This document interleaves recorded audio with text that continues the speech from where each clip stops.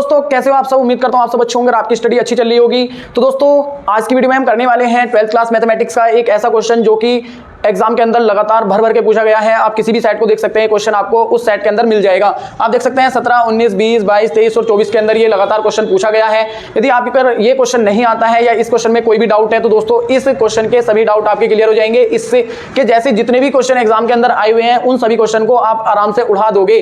तो दोस्तों इस क्वेश्चन के अंदर हमें करना क्या है ये देखते हैं। यहाँ पर सबसे पहले हमें दिए गए सदिश समीकरणों के बीच की न्यूनतम दूरी निकालनी है। तो क्या निकालना है दोस्तों, न्यूनतम दूरी निकालनी है। और सदिश समीकरण हमारे नीचे लिखे गए हैं। आर वेक्टर एक सदिश समीकरण लिखा है, इस तरह से आर वेक्टर दूसरा सदिश समीकरण लिखा गया है। तो दोस्तों इस क्वेश्चन को करने के लिए हमें सबसे पहले इस क्वेश्चन में बीच की दूरी का जो फॉर्मूला होता है दोस्तों वो पता होना चाहिए। और साथ में दोस्तों हम पर आने चाहिए सदिश गुणन और अदिश गुणन। तो ये तीनों चीजें हम यहाँ पर इस क्वेश्चन के अंदर समझने वाले हैं। तो चलिए दोस्तों सॉल्यूशन के अंदर सबसे पहले हम लिख लेते हैं इसमें जो फॉर्मूला यूज होगा वो फॉर्मूला कौन सा है। तो न्यूनतम दूरी का जो फॉर्मूला होता है दोस्तों उस फॉर्मूले को हम यहाँ पर सबसे पहले लिख देते हैं। न्यूनतम दूरी बराबर होता है दोस्तों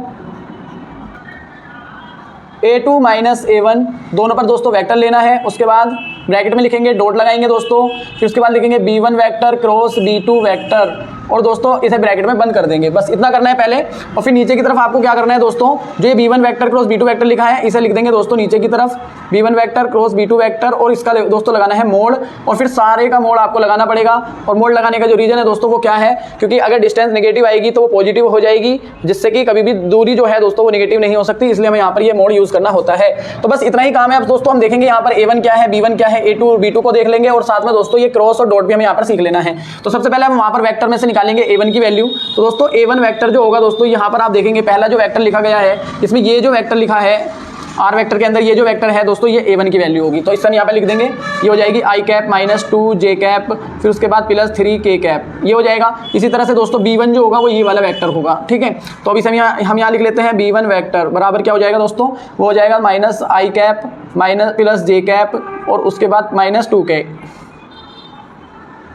और उसके बाद माइनस 2k कैप, ये आ जाएंगे दोस्तों। इसी तरह से आपको लिखना है यहाँ पर a2 की वैल्यू। a2 वेक्टर क्या होगा, a2 वेक्टर हमारा हो जाएगा यहाँ पर ये वाला vector i cap minus j cap minus k cap, ये a2 वेक्टर हो जाएगा।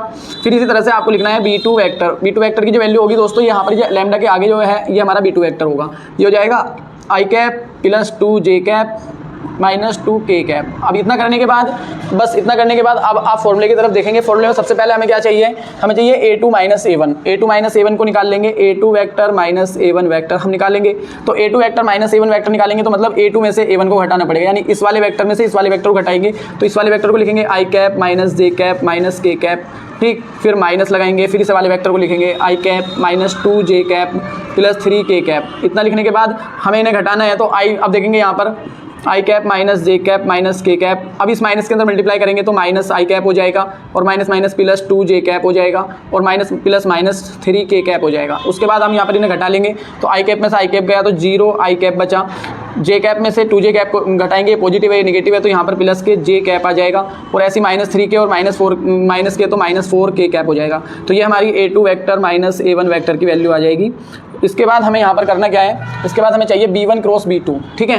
b1 क्रॉस b2, तो b1 क्रॉस b2 जब हम करते हैं तो उसके लिए हमें यहाँ बनाना पड़ेगा एक मैट्रिक्स। और मैट्रिक्स जो बनेगा दोस्तों यहाँ पे लिखेंगे सबसे पहले i कैप, फिर लिखेंगे j कैप और यहाँ लिखेंगे k कैप। अब इसके बाद जो हमारा b1 वेक्टर है उसके कोफिशिएंट हमें पहले लिखने हैं क्योंकि b1 पहले आ रहा है। तो b1 वेक्टर जो है हमारा यहाँ पर है, इसके जो कोफिशिएंट है वो क्या है दोस्तों -1, यहाँ पर j का कोफिशिएंट है +1 और यहाँ पर k का कोफिशिएंट है -2, तो ये लिख देंगे।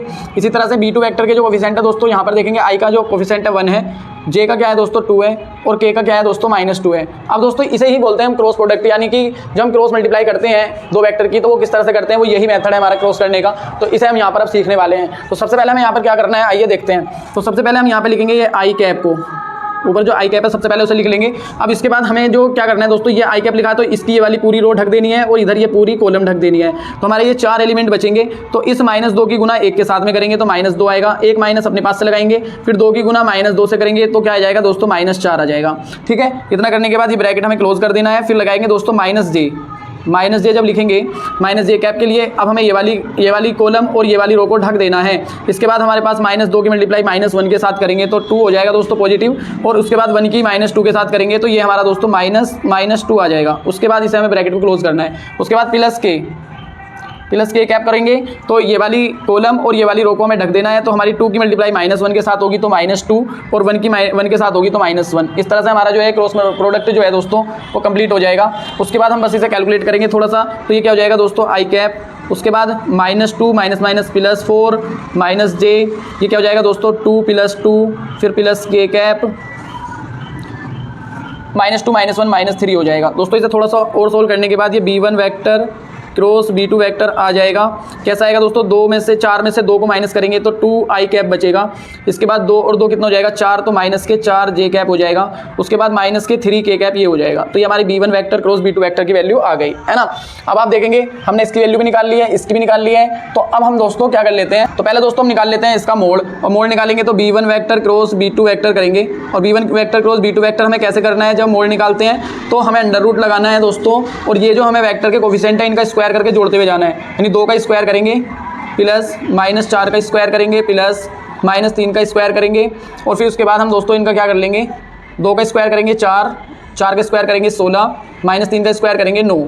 सबको जोड़ेंगे दोस्तों कितना आएगा 16 और 9 दोस्तों कितना हो गया यहाँ पर 25 और 4 कितना हो गया 29। तो ये दोस्तों ये आ जाएगा अंडर रूट में 29। ये जो वैल्यू आई है दोस्तों किसकी आई है, ये आई है b1 vector cross b2 vector की। ठीक है दोस्तों, ये इसकी वैल्यू आ गई है। अब इसके बाद हमें करना है दोस्तों ये ऊपर वाला काम, और बाकी रह गया है कि इन दोनों का डॉट हमें लगा देना है। तो इन दोनों का डॉट हम कैसे लगाएंगे आइए देखते हैं। तो डॉट लगाने के लिए सबसे पहले लिखेंगे हम यहाँ a2 वेक्टर -a1 वेक्टर, फिर dot b1 vector cross b2 vector, और दोनों की वैल्यू को हमें यहाँ पर पुट कर लेना है। जो a2 वेक्टर -a1 वेक्टर की वैल्यू निकाली थी हमने यहाँ पर ये रही, तो ये हमारी है 0 आई कैप, फिर उसके बाद प्लस j कैप, और फिर उसके बाद है माइनस के दोस्तों 4 के कैप। तो ये हमें यहाँ पर लिख लेनी है, और उसके बाद हम करेंगे दोस्तों इनका डॉट करेंगे तो दोस्तों यहाँ पर इसके साथ b1 vector cross b2 vector का, तो b1 vector cross b2 vector की वैल्यू यहाँ पर है, तो दोस्तों इस वाली वैल्यू को भी यहाँ पर रखेंगे। तो ये है दोस्तों 2 आई कैप माइनस उसके बाद 4 जे कैप -3 के कैप, तो 4 जे कैप -3 के कैप। तो ये हमारी वैल्यू आ जाएंगी। अब दोस्तों डॉट करने का तरीका क्या है, जैसे हमने यहाँ पर क्रॉस का तरीका सीखा है उसी तरह से आप डॉट का तरीका यहाँ पर देखेंगे। जब हम डॉट करते हैं 2 का, तो सबसे पहले जो आई वाला है आई वाले के साथ में मल्टीप्लाई होगा, यानी 0 की मल्टीप्लाई 2 के साथ करेंगे तो 0, उसके बाद 1 की मल्टीप्लाई यहाँ पर -4 के साथ करेंगे, यानी जे के जो गुना में है दोस्तों क्या है 1, और 1 की मल्टीप्लाई -4 के साथ करेंगे तो -4, और माइनस की माइनस के साथ करेंगे तो प्लस, और 4 की 3 के साथ करेंगे तो प्लस के 12 आ जाएगा। तो घटाएंगे जब इसको 12 में से 4 जाएंगे तो 8 बचेगा, और ये हमारी हो जाएगी दोस्तों इसकी वैल्यू। इसकी दोस्तों a2 वेक्टर -a1 वेक्टर और dot b1 vector cross b2 vector. अब आपको क्या करना है, अब आपको बस इन वैल्यू को फॉर्मूले के अंदर ले जाकर रखना है। 8 मार्क्स का काम हमारा हो गया है दोस्तों। आप देख सकते हैं इस क्वेश्चन के अंदर कुछ भी नहीं है यदि आपने इस फॉर्मूले को याद रख लिया तो। ठीक है, बहुत आसान है, 8 मार्क्स के अंदर ये क्वेश्चन नॉर्मली पूछा जाता है। तो दोस्तों अब यहाँ पर हम क्या करेंगे, इस क्वेश्चन का आंसर निकालेंगे फाइनली। तो मैं लिखेंगे न्यूनतम दूरी। तो दोस्तों हमारी न्यूनतम दूरी हो जाएगी, वो क्या हो जाएगी, सबसे पहले हम लिखेंगे इसकी वैल्यू जो हमने निकाली है दोस्तों, कितनी आई है, ये आई है 8।